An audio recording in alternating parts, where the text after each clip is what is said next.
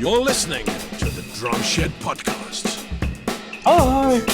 Hi. Welcome to the Drum Shed Podcast. Another fake hello, because we've already said hello. So let's get over that. Tonight we've got a bit of a threesome. Yay! And I'm in the middle on my screen. What a sad. Not sure how I fare on that one. Mel. Hi, how are you? Ladies first. I'm fine. How are you? I'm very good, thank you. Good. It does look, if you're not listening to this, if you are not listening to this, you won't hear it. If you're not watching this, you won't realise that Mel has actually locked herself in a cupboard. And the only way she could contact us was via Zoom. So we thought we'd have a quick podcast while she's there waiting for the emergency services to come and break the door down. I know. This is literally the quietest corner in the house. So I'm settled. Mel lives in a house with a rock band, a bit like Spinal Tap. Yeah, I do. That's it. And in the bottom corner is Mr. Riza. Evening all. Good to be here. Nice to have Mel in and all. Yeah. How about me, mate? You know. Oh, yeah, and Lovely nice to to have be. you. So, Well, do we well, have here an we are. agenda tonight? So this is podcast episode. Well, actually, it does depend on when it goes out. But let's say it's going to go out soon. It'll be episode 24. Nice. do you know, I have a note on a virtual note on my iPad that I just keep going with agenda items. So I've got a few which I didn't share with you, Matt, but they're nothing. A couple we've talked about, couple of things about Mel and Mel and I's trip to Denmark, drum related stuff that we did. And of course, I'd like to talk about her amazing performance on the drums on Saturday night. Oh. Actually, you just said Mel and I. I know it sounds like Melanie, but not. I mean, you just said about, Yeah. before we press record, you were going to an interesting fact about Sweden and Denmark. Yeah, And now you're saying Mel and I, which is also, could be Melanie. Yeah. And also, actually, me, not I, but we had a conversation. it was because she mentioned something about someone the other day. I can't remember who it was. Can you? And there will be subtitles for this one if you just don't understand. Yeah. Anyway, Just carry Yeah. on. Anyway, what else is on your list? Not wanting to hog it. all. me. Okay, so I've got a fantastic quote that I read from Peter Erskine. Is it Erskine or Erskine? But Erskine, I would like to say. Erskine. Yeah, the very famous, renowned jazz drummer and virtuoso. I was reading an interview with him from a few months back in Modern Drummer, and he said something that I thought, bloody hell, I want to get a tattoo of this. So I'll say it now. Do it. It is: dream your music and make it so. Don't just move your arms and feet and fingers. Hear it in your heart. Oh, that's Isn't very that cool? What time of night was that, and what bar were you in? That was Red in a modern. I love it because Oh, it it's was kind Red of for like, Modern Drummer. Yes. yeah, it's not about the dots, is it? It's not about hitting something at the right time. It's about how you make something feel and how you feel about it, or how one feels about it. Anyhow, I think that's very true, but I have experienced in the last last weekend when I sat in for one song, which I was very grateful for, thank you very much, that there's so much more to it than that. I can achieve that in my drum room with the doors shut and my headphones on, because I'm going through Matt, I'm going through your cavern. Riza sent me a whole load of songs that come up in the Cavern Jam. I don't go to the Cavern Jam. Do you mean the? Oh no, I mean yeah, but that it's similar well, the mindset. Doesn't matter, though, Matt. I still send her a list of songs. Could you send me that bloody list? Because I think I asked you before. Well, I can't remember it, but Mel's got it. So can you? Are you on Spotify, Matt? Yeah, of course. Yes, I am. Yes. I'll share you the list because it's ever expanding. Okay. Anyway, a generic blues jam list. Yeah. Really. Very handy. And I'm building up the confidence and the skill set, which is much more important actually than the confidence, to sit in and have a go in a jam. But the tattoo thing is fabulous if you've got the confidence and nerve to carry what you do in your own drum room into a public arena, because I sit playing some of those Stevie Ray Vaughan songs and I am so into it, and I think I am doing so well. Admittedly, I'm on my rolling kit, so I sound 100 times better than I would if I was sitting on an acoustic kit. But my heart is in it, and every time I play it slightly differently, and every time I discover a bit more. But the reality is, like when I did last night on Saturday, I had noticed that, and I knew it inside out. But then I sat at your kit, which admittedly was slightly different from the way I'd put my kit. A bit lower. Well, I do have to raise the stool, but then I didn't have time to raise the stool. So, I mean, the whole thing, everything was, I kept rim shotting, I kept clicking my sticks, because just, even if someone else's kit is slightly out, it just plays with your brain, doesn't it? Of course it does. Yeah. But I wasn't, and I'm nothing like as good in public. That the adrenaline of sitting at the George IV doing that song was insane anyway, because I didn't know it was going to happen till about the beginning of the set. But I wish I could muster the ability to harness that tattoo, your new tattoo, in public as much as I feel that I genuinely do feel I feel it when I'm playing, not to an audience. I suppose the addendum to that sentence is that you can only dream your music and talk about feel and work on feel when you know how to play what's written down and you have the technical ability to do it. You can't just be a fuckwit and think about feel without having the rest of the stuff sorted. Yeah. Could you qualify that again? I'm a bit confused what you mean. Sorry. Sure. I mean, one has to have the technical ability to play something on the drums or any instrument before you can talk about how to look at feel and balance and that sort of thing.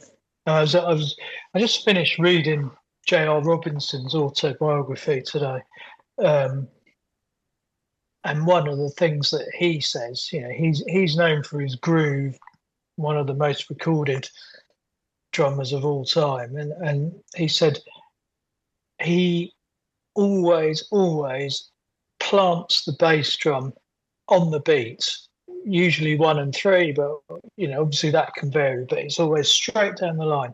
Then he places his snare drum a few milliseconds behind the beat, and he figures out a hi-hat pattern that syncs between the two.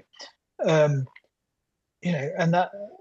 that's he claims that's his feel, and he does adjust things slightly according to the session or the gig, but he's got the technical ability to do that in the first place. So is the question what comes first, the feel or the technical ability? I don't think that's a question, Matt. You've got to be able to play before you can think about feel. But then being able to play with subjective to a degree, isn't it? Yeah, but someone might be happy that they can play the drums. Sure, but by play, I mean you've got to be able to sit there and have the independence down to play that groove. You've whatever the groove is, you've got to be able to do things physically, and then one can talk about feel. I think And natural feel is the icing on the cake, isn't it? I think we've all come across lots of drummers who are incredible sight readers and can play the dots, and the timing is amazing. And then you've got other drummers like Eddie Thrower saying he's never read, he just and I love, I keep doing that as well, him practicing his timing by listening to different songs, doing the rudiments through it. That's a fabulous move that I'd forgotten about. I'd remembered the other day. But he's one that feels and has so I think there are people out there obviously that have incredible feeling and an amazing ability. The Steve Gadd kind of, just the way he touches, everything he touches is so perfect and has such feeling. But it's I don't know what the balance is. I don't feel it. I don't feel it as strongly as you do, that it has to be, you have to be proficient and then the feeling comes. I think there are drummers that have the balance the other way around and still sound as good. well, I disagree. I mean, I think Eddie has put his time. He may not read, but he's put his time and effort into learning how to do things. And he comes from a musical family, so it's probably from a very, very young age.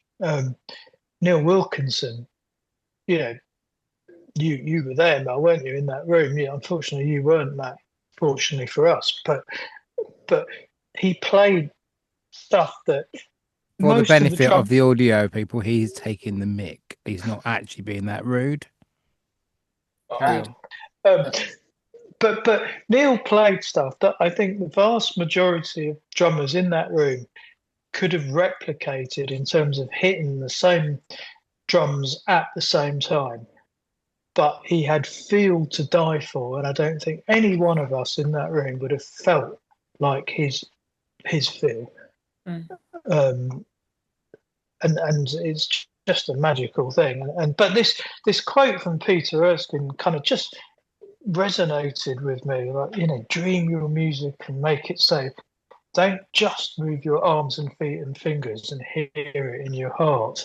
That to me was the thing. Like, don't just move your arms, feet, and fingers. Don't just hit the things at the right time, but hear how you want it to feel and make it feel like that. That's all. Deep, It was just yeah. I mean, the only thing that I don't like about what I think I'm hearing, because I don't know if I like exactly what I'm hearing, because if I'm hearing it right, that's the other thing, because I might be hearing it wrong. If I'm hearing it right, I find it a bit potentially exclusive to people that can't technically manage certain things, and therefore it's I don't think we're saying, or you're saying, I don't think we're saying give up and go home and do something else. But like, there are plenty of people out there that enjoy playing the drums, and maybe delusionally, maybe in their own head, they think they're brilliant, or they think they've got better than they were, maybe they have, and what have you. But I mean, you seemed genuinely shocked the other day when I was in Portugal and we were doing a podcast, and I told you, and I'm pretty sure, I never hide it, I'm pretty sure it's common knowledge, that I don't really read. I don't mean actual words, because I can read words, but music. But And like, I know some basic stuff. I did GCSE music, I know some music. I know quavers and crotchets, or yeah, whatever quarter notes we'd call it in America. I understand rests, and I understand basic, like the repeats and crescendos and all that stuff. I understand what triplet looks like. I understand some of what MF means. Doesn't mean my name. It means mezzo forte. Right? I always like that one because it had my initials on it. or But FFF even. well, that's something else. That's another person I know. But the the the reading music, as in, okay, Matt, I mean, I've got a books up there with music in it, drum music. I could get it down and look at it, and if it's a paradiddle or whatever it's sticking exercise, I can sit there and work it out. So I can read to an extent and I can understand to a certain extent. I know every good boy deserves football, which I hate football, so I understand it, you know, the stave in the My treble clef and the bass clef and all that stuff. But I can't, I'm not going to, you give me some notes or a chart and I might be able to follow it to see where, like, maybe sections are, but I wouldn't follow it note for note. Yeah, but Matt, I don't. Two answers to that is one, I don't think of myself as much vastly different to you. You know, I'm not a reader. You stick a chart in front of me for a big band chart or something, and it'll take me an hour to work it out, let alone how to play it.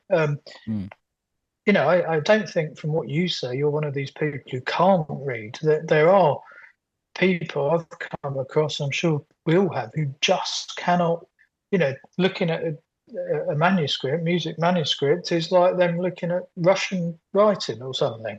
And Well, I you're can not one speak of fluent those. Russian. Of course, yes. Oh, But but when I'm talking about technical proficiency here, I'm talking about the physical ability, not about reading.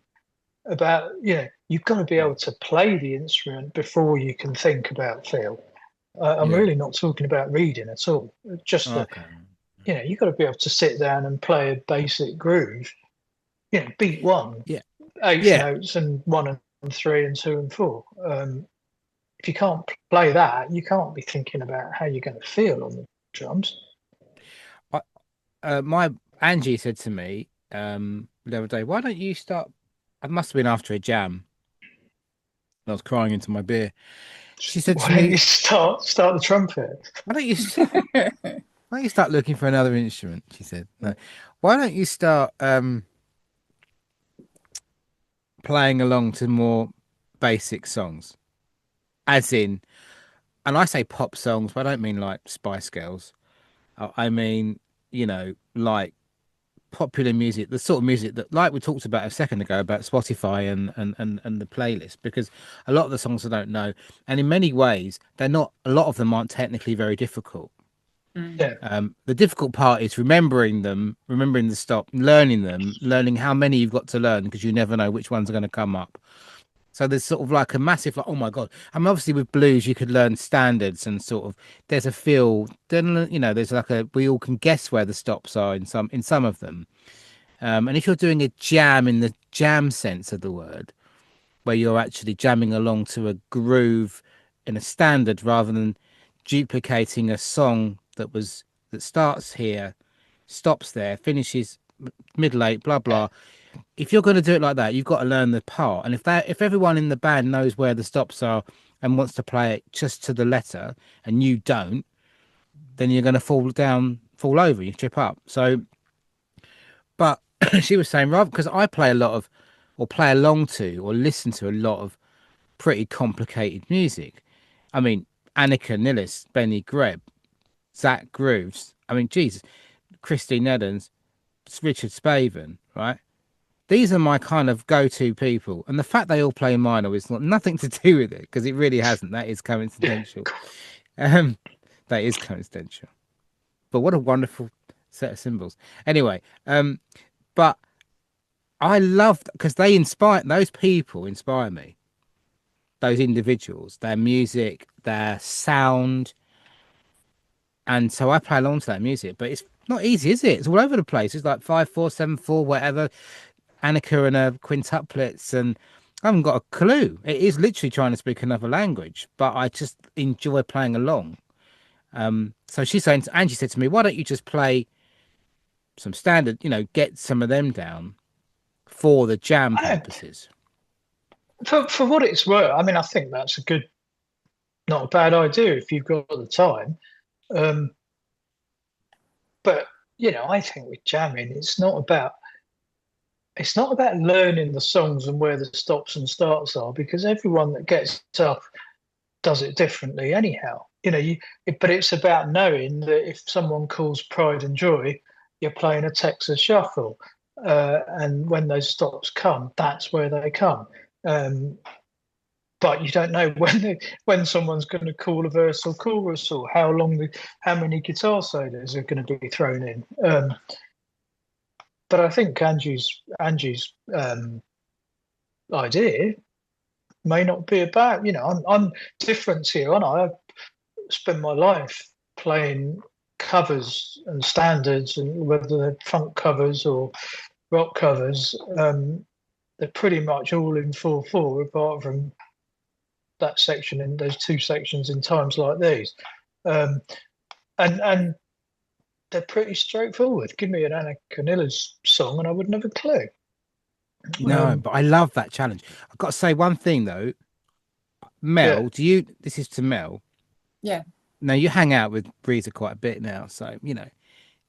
Do you know what a Texas shuffle is? Yeah. Right. So I don't mind going on air saying I don't know what a Texas shuffle is, whether it's different from a Bournemouth shuffle. Right? What's a Bournemouth shuffle? I have no idea. Or I know a five. No, I won't say that. But I don't know if I've heard a Bernard Purdie shuffle. People like to put their names on it, and Bernard Purdie shuffle, yeah. I mean, we all love Purdie shuffle. Yeah. Well, sorry, Bernard Purdie's shuffle called the Purdie Shuffle. But I've heard of that. But I've never heard anyone say, in my 53 years, I've never heard anyone say Texas Shuffle, because that's possibly not the area I hang around in. What's different about it? I think you can tell Ange that you've taken her advice, and I've sent you the link to that. Okay. And you'll love it, and it will give you huge grounding for your next jam. But is it any different? Is the Texas Shuffle different from what I know as shuffle is? So one, but I hand it over to the master. I'm not by any means, but my understanding of a Texas Shuffle, and there is a lot of times when shuffles come up in jams, and you either play. So what I would call a regular shuffle is you're playing the partials of the triplets on the hats or the rides, okay? Yep. Usually the bass drum on 1 and 3, and then a backbeat on 2 and 4 on the snare. Yep. Possibly with some ghost notes on the snare in between the triplets. Oh, that's to me a regular shuffle. Variations on the bass drum or ghost notes.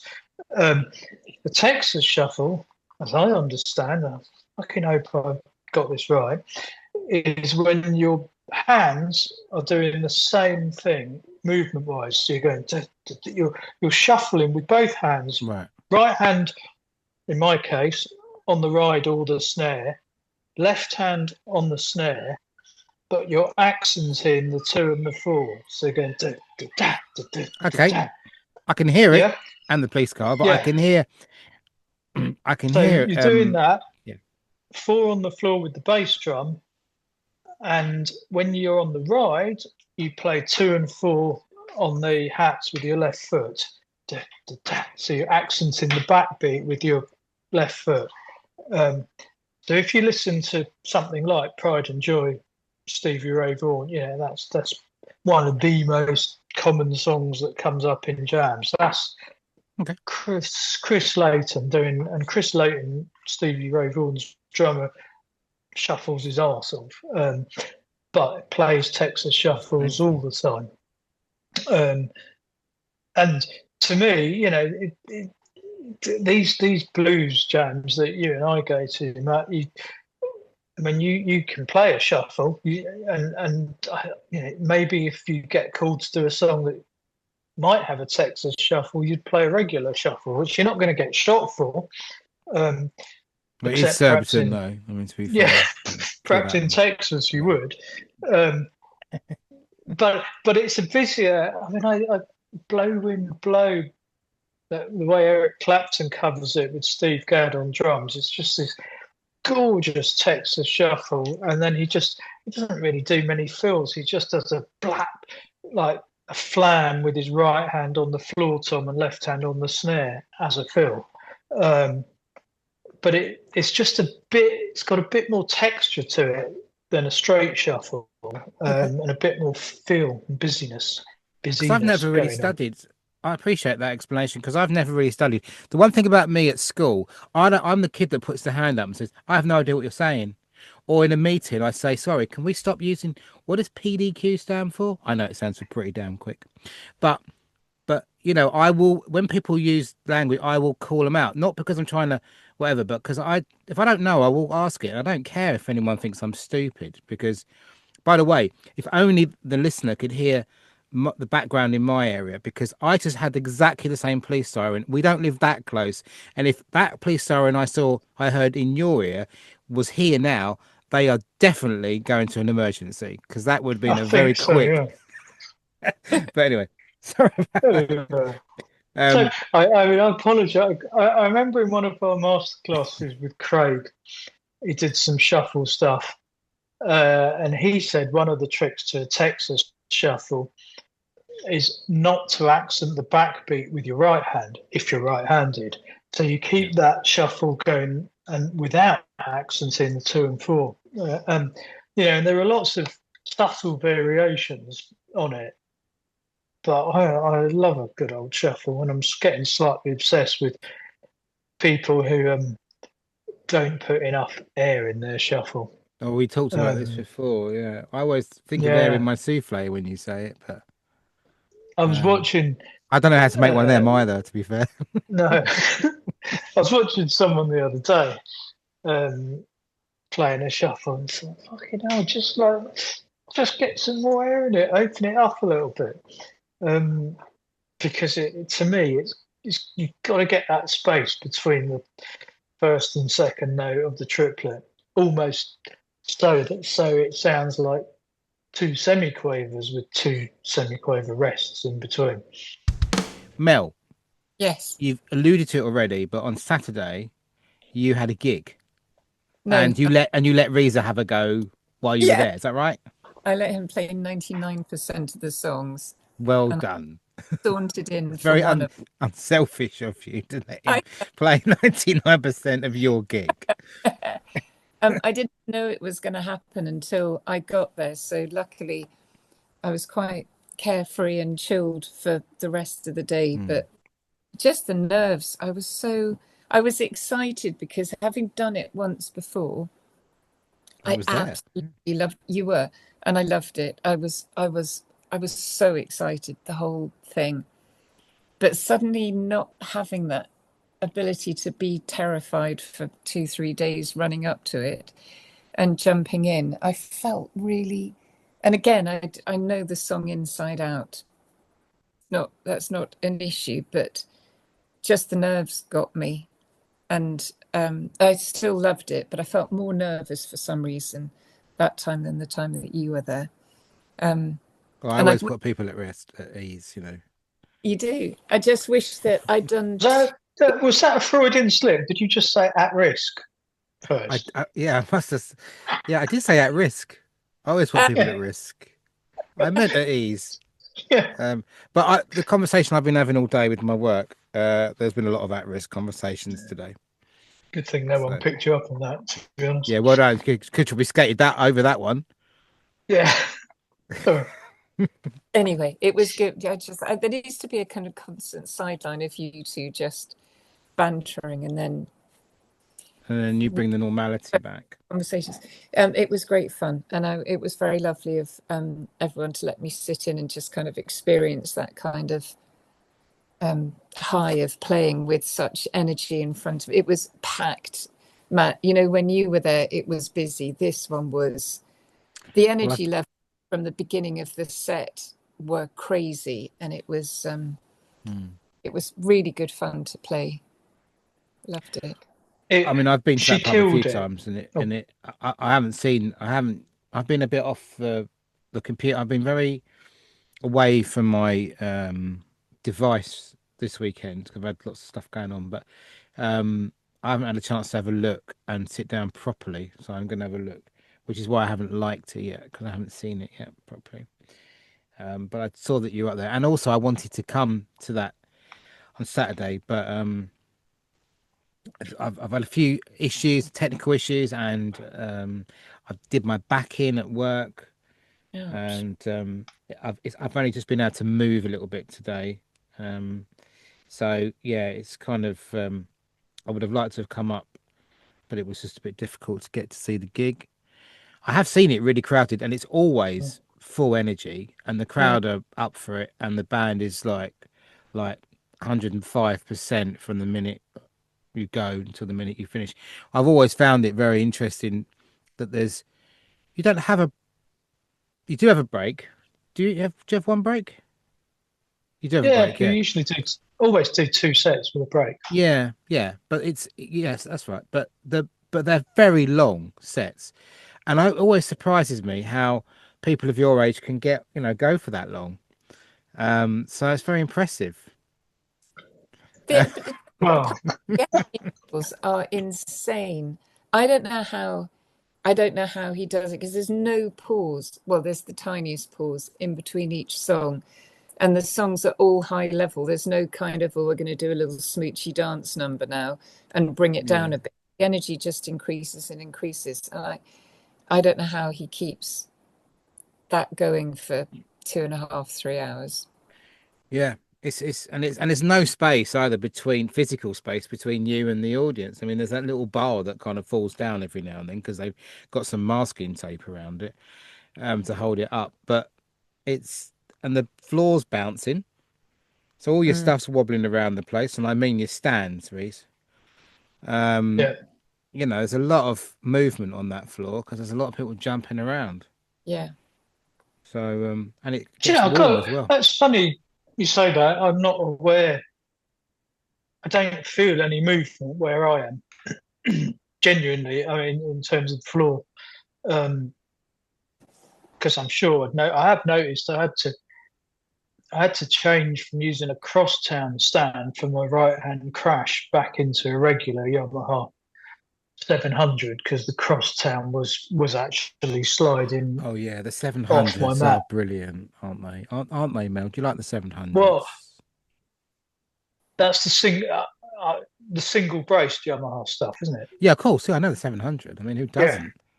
Yeah. So no, I was. There's a geeky moment from you there. Thought, you were geeking out. You geeked out of me. You out geeked me. No, wasn't. Don't fucking give me that. I wasn't geeking out. I was merely saying that my crosstown stand on the right hand crash was sliding, so I had to change. But yeah, no, going back, Mel did brilliantly, and it's great to stand on the sidelines and watch everyone in the crowd go a bit mental for her. And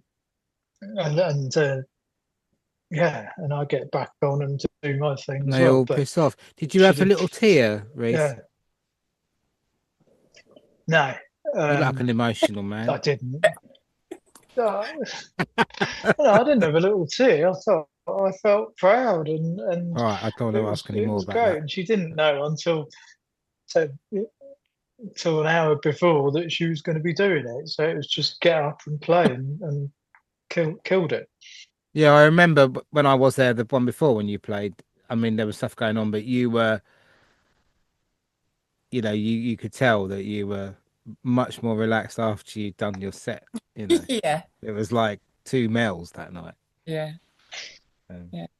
But it was great though. I mean, I absolutely loved it. I just want to do more. I want to find a jam down here. I want to do more with my band, but that's hard because everyone's kind of spread around the world at the moment, so we're just not geographically able to practice. I want to look for another band. I need to push myself. I'm back into sessions as of this evening. How are you getting on with 12? Are you cracking on? You're breaking up there, Mel. Breaking up.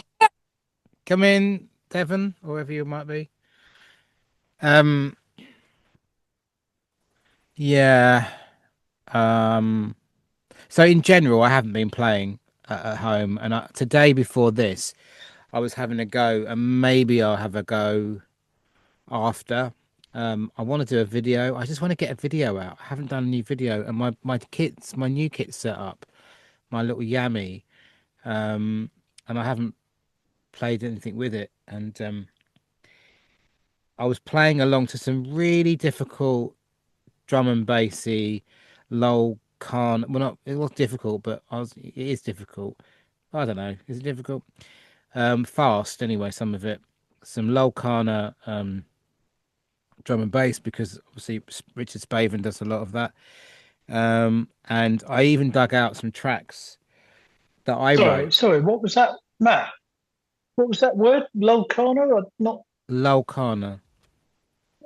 Lolcana? I What's don't know that? whether it I'm be not your sure. bag. Loyle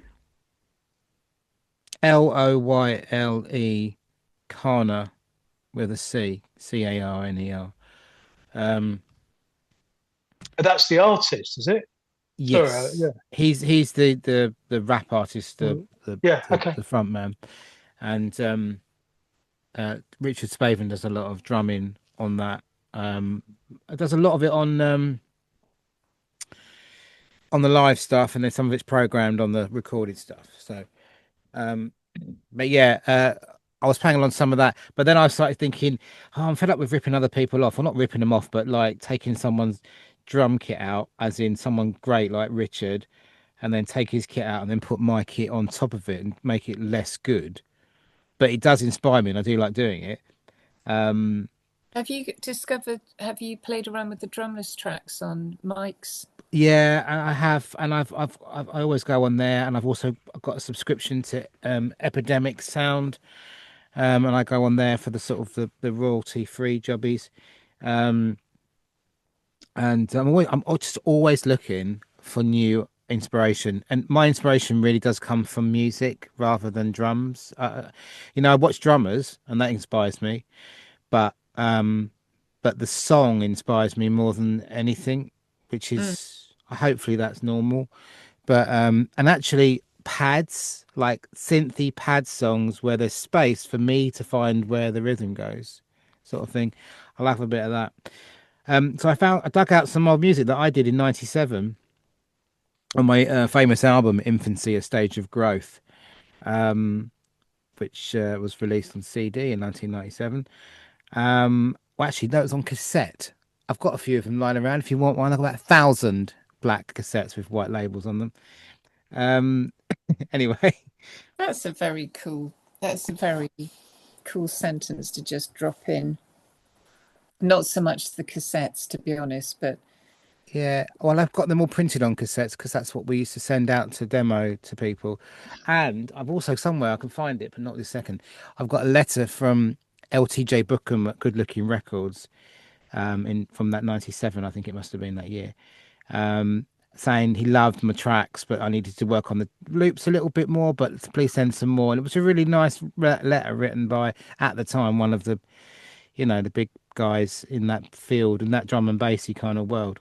So me coming into like Richard Spaven's sort of music now isn't a new thing to me. It's new that it's been relit by Richard and his ability to play loops with real drums. It was always samples. It was never playing. But anyway, so the question was about sessions. Sorry. Which is also why I went and bought myself a little Yamaha kit, because like Spaven's got a little 18 and I bought like a little, whatever. But I haven't tried it since I tried that video that I put up on the group, which was yeah. my version of it, to my level without the ostinato, without the Bayou pattern being correct. And like Riza, you've had this conversation with me a few times when you've put a load of effort in. Is he frozen? Have you died, Riza? He's frozen. Look at him. He has frozen. No. We'll talk amongst ourselves. He'll come back. Come back, Riza. All is forgiven.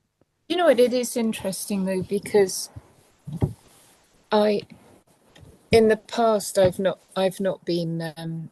I've submitted things that I'm pretty much sure was right, and he's either said no, you've got I remember one, I think I left a hi-hat open when I should have closed it, and it was.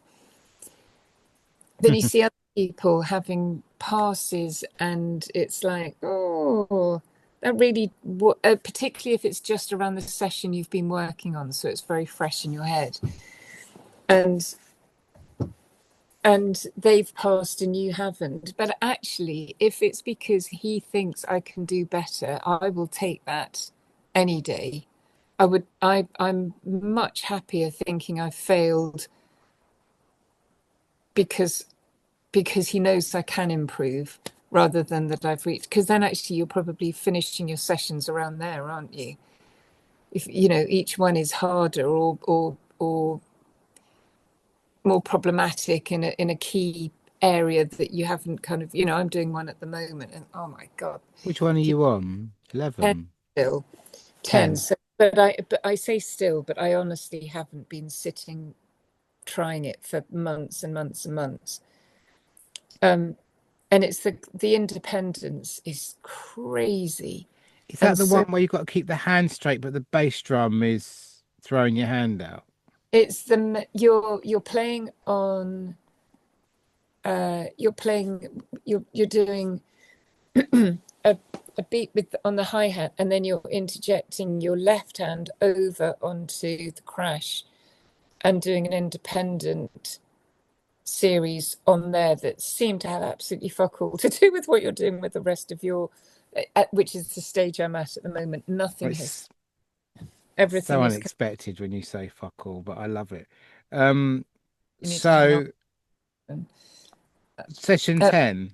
Yeah, I'm just going to try and quickly look at it very quickly. you're back. He's back. Sorry, I'm back. Oh, right, this one. Can you hear it? Content, no. No, because I haven't got musicians on it or whatever it is on the Zoom thing. It's a great track, and he says it's like a Prince. The start off is like It is very like Prince. Ding ding ding ding ding. dum, Dum dum dum dum dum dum, dum dum dum dum dum yeah. dum. It's that one. And then the roll, With the hat straight. yeah, and there's a lot to love about it, but it is quite daunting starting it. I mean, I'm not starting now, I'm dipping back into it, but I'm giving myself the challenge to. When I did it, I made a conscious effort to take all the drums out except for the bass drum, the snare drum, the crash and the ride and the hats. And I deliberately did that because I didn't, there's no toms anywhere on that song. No. So I just thought, right, I need to focus on this so much that I physically removed half my kit. Wow. Just to try and. Did it take you to pass? 56. I don't know. Hang on. I can tell you, and I will happily tell you because I really don't care. Well, I mean, when I say I don't care, I do care, but I don't care what people think when it comes to that. My submission history. So I put in. Oh wow. No, it was 1, 2, 3. Passed on the 4th. So actually worse than that, and I was on my driving test. My driving test was 3 times. Again, I don't care. Makes me 3 times a better driver, if you ask me. Totally. 3 times more experience of taking a driving test, anyway. Yeah, but some of the things I was getting things like the first one was, okay, let's chip away at this thing one bit at a time. When it starts off like that, you think you fucked it up. Yeah, I've had a lot of those. Yeah, get rid of the extra hi-hat notes. Just play straight 8 notes on the hat. Start with that, and let's revisit this. And then it went from that to, dude, you freaking did it. This is insane amount of growth. There you go. Amazing. And there's more words, but I won't go on about it because it's boring. Just read all that out. But what is it like to receive a pass? I think that's what It's amazing, isn't it? No, I need that kind of high of having achieved something that at the moment I'm feeling is pretty out of reach. Yeah, I missed that high, and I struggled with that one because of the what the bass drum was doing and what my left hand wanted to just follow it, the independence. Yeah. So I wanted my left hand wanted to go digga digga Yeah. da, as well as the bass drum. But Yeah. and that's the hard thing. It's cutting yourself in 4 pieces, and Yeah. which is what drumming is, an independence. So, but some of the things are easier than others, aren't they? True. So Are you right, Riza? You're back now. I'm back. Sorry, but I've What? No, I'm just trying to sort out an issue with my broadband. Okay. So bear with. Just go and put some more coins in the meter. You'll be fine. It honestly bloody feels like that. Wind it up a little bit. What's that? Yeah. What's that mouse doing on that wheel? Is he not, or that hamster? Is he not like giving some kale or something? Bad. Right. I may lose you for a second. Okay. Well, it's a bloody good job we got Mel here, isn't it? Isn't it? So, are you going to get up 12? You're going to. I need the pat on the back as much as the next man when it comes to this sessions, and yes, I am going to continue doing it. And I've got in the other room, not in this room behind me, but in the cabin with my electric kit, which is a kind of hybrid version of my Dixon little Roomer kit with all my Evans pads on it and the TD-17 cymbals and all that, which is lovely because it makes me feel like I'm playing more of a drum kit. But I've got the screen that I used to have in this room. I've put it on the wall in there. So I hook up my laptop. I have the lesson on. It's right in front of me. And yeah, I go in and do that. This is going to be a winter thing. I am a bit of a seasonal drummer because, as I've always been, this time of year, I love September. Oh, I've just realised it's the Burrs. My uncle, I should have rung him up because he always remembers. So when I was little, I used to say, "Oh, it's the Burrs now." And people, what do you mean the Burrs? September, October, November, December. Horrible. So yeah, it's the Burrs, which means I always got excited at school. New uniform, new satchel, new pencil case. God, new pencil case. That was so exciting. Covering your books. Such a shame you had to give up that teaching job, isn't it? Yeah. I mean, Riza, to be fair to him, he loved it. He always loved getting a new chalkboard. And a quill. Yeah. I'm going to totally change the subject to number 7.42 on the agenda, which is so me and Mel and I went to Denmark, which I do. A couple of weeks. Denmark in Sweden, isn't it? That's right, yeah. Yeah. And so we went to a fabulous drum shop called Drum Limousine, and it's also the name of the brand of drums that the guy makes and distributes. Very Danish in the sense that I'm not sure how well known they are outside Denmark, but I've come across them before because my social media echo chamber includes a lot of Danish things. Like bacon and that. Bacon, yeah. Lurpak, usual sort of stuff. Yeah. So we trundled along to this to this shop, and I think we walked about 7 sides of an octagon to get there, not being able to fully grasp how to hold my phone so that it showed which directions to go in. Wrong turn was a delight. Have you heard of a thing called the sun? It would have been quicker. It was literally about half a mile from where we were, and it probably took us about an hour of walking to get there. But it was quite fun. Uh, the walk, wasn't it? It wasn't Then pissing we down with rain or cold or anything. It was heat in Denmark and all good. was delightful. But we found this shop, walked in, and there were a couple of nice drum kits on display, and we both spoke to the guy who just casually said, "Oh, there's more downstairs if you want to have a look." I think he said there's a bit more Bit downstairs. more. He was kind of kind of bashful about it, but we walked down this set of steps and were met with this Aladdin's cave of gorgeous looking drums. I mean, forget kids in a sweet shop. This was like drummers in a drum shop or something like that. Wow, weird, weird. Yeah, he had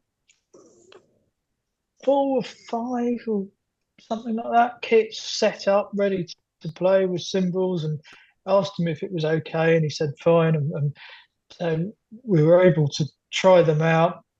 Um, and got talking to the guy who owns the shop, owns the brand. He's called Soren Christensen.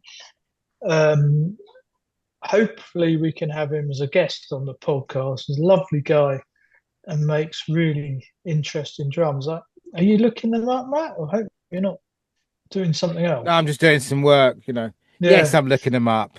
yeah. Not Drum bad. Limousine. Um, I put some photos up on my Facebook page, and just lovely stuff, and we had great fun there. Um, but hoping that he can come in the next few weeks and be a guest on the podcast and tell us a bit more about his brand, because we're all for the small businessman, aren't we? We are, and we're an international podcast that reach Sweden and Denmark Denmark. and all sorts of places. In He fact, hadn't heard of we've got some us. other people. He hadn't. No. Are you sure? Like maybe he was just being a bit. Maybe he had a bit of fan. He was fanboying you a little bit. Wanted to be cool and Bluffing. chilled about it. Yeah, bluffing. It's like the time I met Steve Gadd and pretended not to have heard of him. Yeah. With your Steve Gadd t-shirt on. Is that why you don't Yeah, wear any branded t-shirts anymore? Because that with embarrassing my time. with my Steely Dan t-shirt. Yeah. Does Steely Dan play drums as well then? That's right. Yeah. Steely Dan and Paul I'm, Simon on the other side. I'm looking at the turquoise glitter Where are you looking on on the my? website of Oh, Limousine. okay. Um, You were um, absolutely spoilt for choice. The color range and styles were just incredible. oh, we each bought a practice pad as well, didn't we, Melfi? And it's Yeah. it's a lovely little practice pad. It's just like it's currently my favourite practice pad. And like, And you hey, have here, a collection. That's saying here, well, I just thought, I wonder how many practice pads we have between the three of us. I've given away a lot, so I would have had a lot more, but I've probably got 5 or 6, I think, different sizes. I reckon Matt will have more than us two put together. Okay, I can count up if you like. I've got the limpet, which I had when I was at school. I've got the real fill, so that's 2 up there. Then I've got the 8 Benny. Then I've got um 3 8 spinal stick and brush brown ones. I can't count. I can't add this up and say at the same time. And 3 turquoise, 3 seafoam doobies that are 8 plus a 4 and a 12 and then a 12. Lots. That's right. Okay, I've got two. Yeah, I reckon I've got about 10 or so. I've got 2 at work, 1 in my gig bag. Yeah, various places, and a Got this pile of one. about 5 of them. when I was at school, my first phase, like post pre midlife Oh crisis. yeah, I've got one of those somewhere. This I had when I was at school, and I called myself Matt F at school as well. And it is actually Denver, sorry, Gem Company Denver Co. Okay, But I've got made in I've the got one of US of A. those. Bit I've like got one that Bruce. looks exactly the same, but the base is black and it's got a strap like that. Very comfortable Interesting. because it goes, like this Yeah, and do you like know this. what? I'm surprised at you, Matt, because being a short ass, no use for me. I think we talked about this before. We did talk about it before. If I played traditional grip, it would be all Traditional's right. fine, and I play right-handed traditional, so go figure. But traditional's fine like that, but match is a bit difficult with short legs. Yeah, If you've got short top bits of your legs, like between your, your knee and your I waist, suppose or I could strap it to my willy. That'd be all right. yeah, you might need to get some really short sticks. I suggest the Phil Collins Pro Mark ones from the 80s that are very short. Or those little If you're keyring drum. listening and Actually, not watching, there's keyring can drumsticks. I just say, if you're listening and not watching to this, Mel is like doubled over laughing at the moment. Yeah, she knows it's true. Or, Um, I got one of those little drumstick keyrings somewhere. I saw it today. It's just here, and I've been a massive well, tidy yeah, out in here. It's lovely. we know the point. Anyhow, what's next then? So we've got drum limousine. So he's very you want to get him in, don't you? So hopefully, like you say, we can get him in because about drum builders. Because actually, we've got a couple of drum builders coming in. We've got two already. So if Limousine do that, then we've got England, Denmark, and Portugal all covered. Oh, the drum guru guy. No, Drum, no, Groove groove drums. Co. Yeah. Yeah, and here's a weird thing. So I'm in the shop on Saturday. Someone's asking me some questions. They want to buy some clamps and things. I thought it was American, but it turns out it's Portuguese. um, he said something about, oh yeah, I know this guy who makes drums in Portugal, and I went, oh, Luis Matt, sorry, I'm just going to give you this free of charge. Did you think he was an American geezer? Giza. You said you thought he was an American. Yeah, I did. Yeah. Did you think he was an American geezer? He's mouthing Or was something at me. I'm not getting it. I'm lost as or, well. or was he a Portugueser? Oh. Oh, I see. American geezer, Portuguese. Right. Okay. If you can help, please send in money for Riza's treatment He's a at the Drum he's a Shed podcast. DM us, and if any help you can offer him will be greatly accepted. Thank you. Right. So he was a Portuguese geezer, right. and I said the guy's name, and he goes, "He's my friend." I said he's coming in on the podcast. He goes, "I'm going to call him. I'm going to get him to tell him to come over and do it in person." I said, "That's not necessary. He can come over if he wants to, but we've got Zoom, so we can do it on Zoom." But yeah. So Yeah, we'll perfect. mention that to him when I speak to him. So anyway, yeah, go But on. Drum builders. I do like groove drums stuff. Before I got my newest Beautiful. kit, I used to peruse their website frequently. Yes, Trying to beautiful. it's one of those ones where you can configure your dream kit and order it, and I was very close to pressing the button a few times. Yes, and we also have an old friend of mine, Preston Prince from Tiki Drums, coming in as well. Oh, do you know what? One of his adverts popped up on The other day. something. Same I'm here. so tempted at I spoke to him about you. about me, About you, yeah. I spoke to him the other day about you. right? Because you live.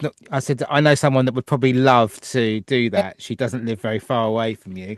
I heard about it when I first started drumming. Somebody said, "Oh, they they'd done it. And then kind of, I think you might have mentioned it, or it's been over the years, but then I've this mentioned it. that popped up and I saw it and it was like, I've got Do to. is it in Devon? Is it in Yes. Devon I think or we should all Cornwall? go. I want to do it again. I want to go again. I want to go again. Yeah, well, come Can- stay here, Matt. Yeah, Yeah. Maybe we It's should Ashburton. It's Ashburton. splash. Cool. 40 minutes away, if that. Yeah. It looks such an exciting thing to make your own. Do you know what? We are, it's a bit of an advert for him, but we are going to get him in as well. And that is the whole point of advertising, you know, individual people that, you know, that may benefit from us talking about these things. He looks so much fun as well. He is the loveliest guy. Yeah. And I'm not just saying that, but he is like, I could have gone and made an ironing board. I have no interest or know how to use them or what they're even for, but I would have enjoyed it if he taught me.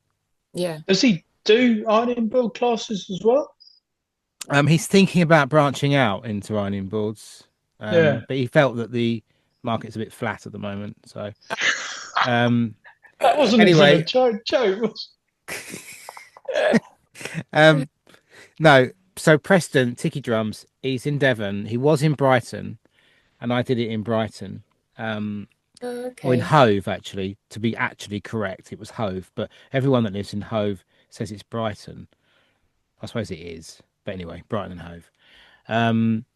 So yeah, and that was, but to be fair, life changing for me because since that day or that weekend, I have been obsessed with making drums.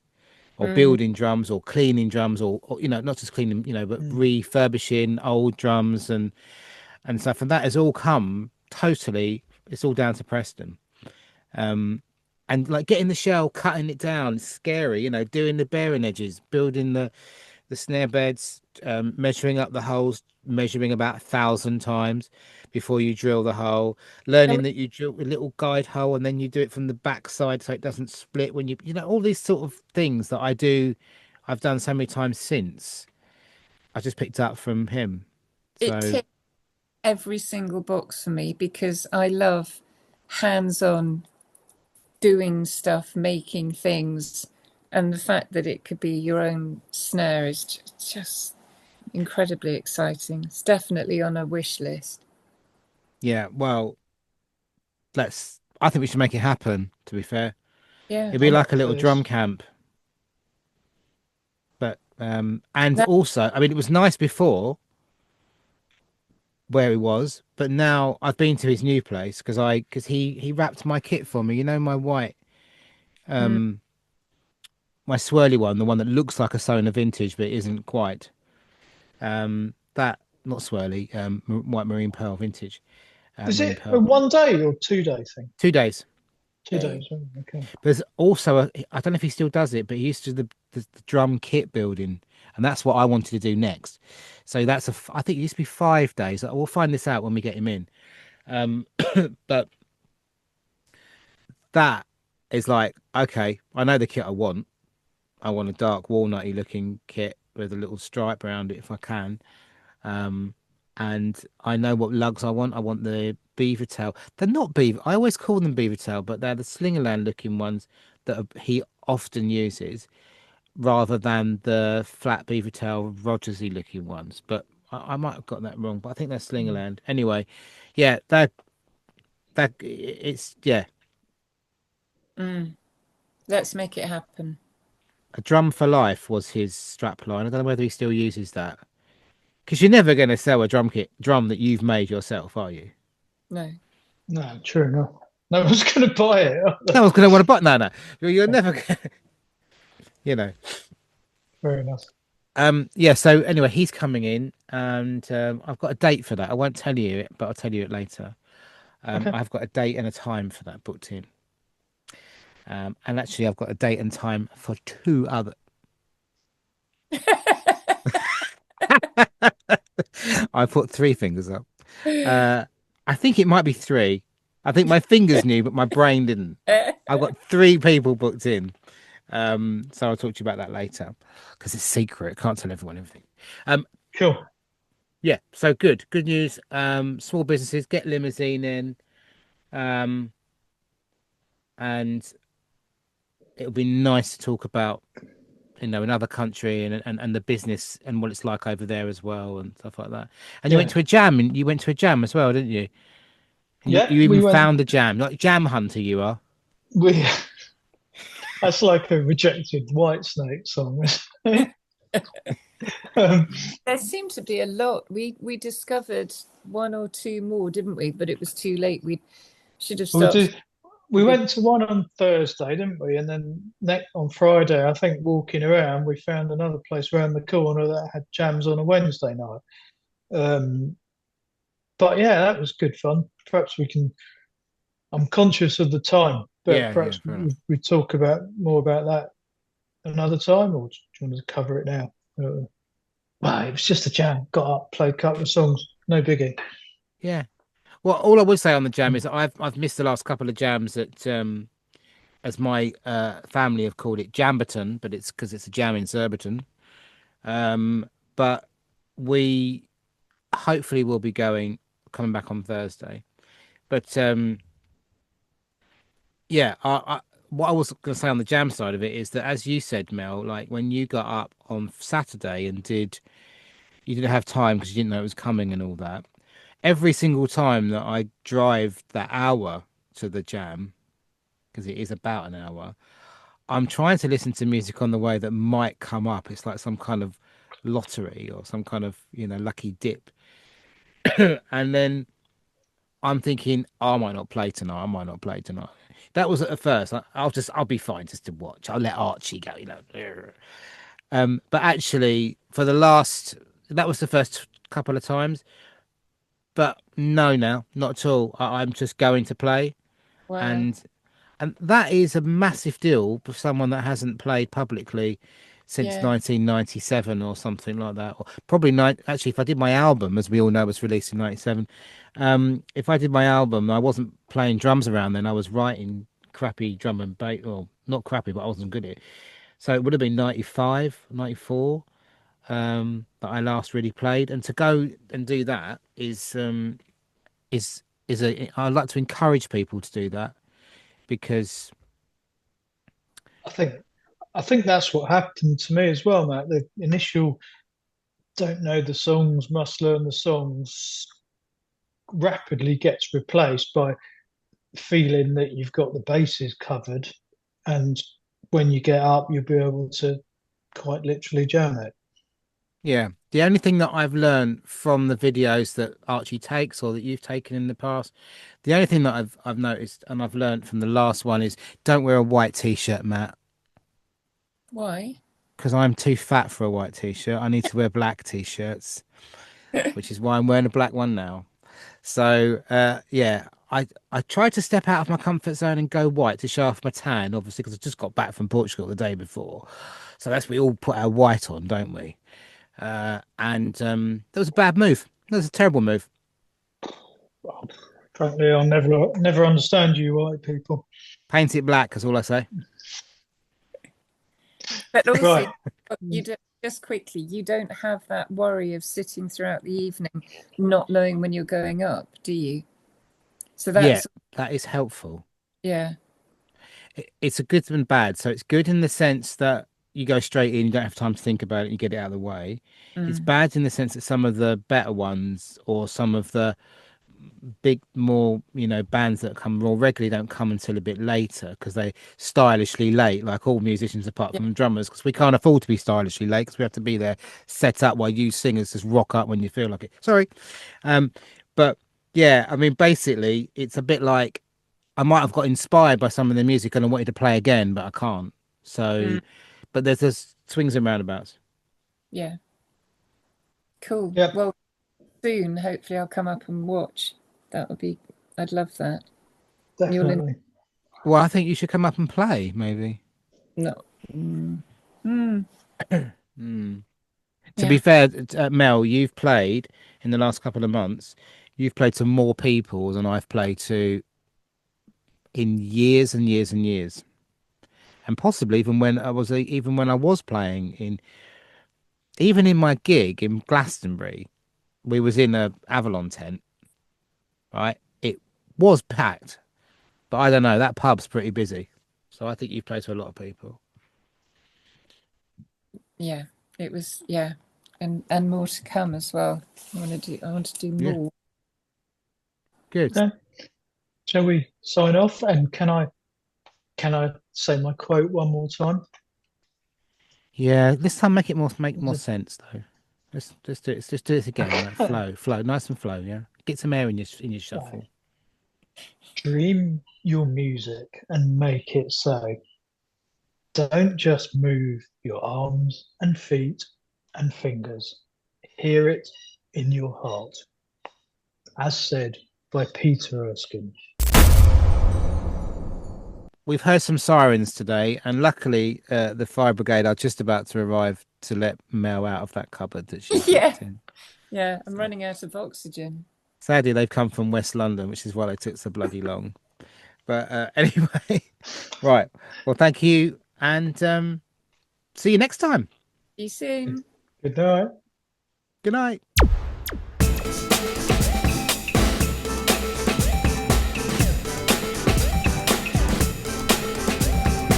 Follow us on Instagram at the Drum Shed Podcast.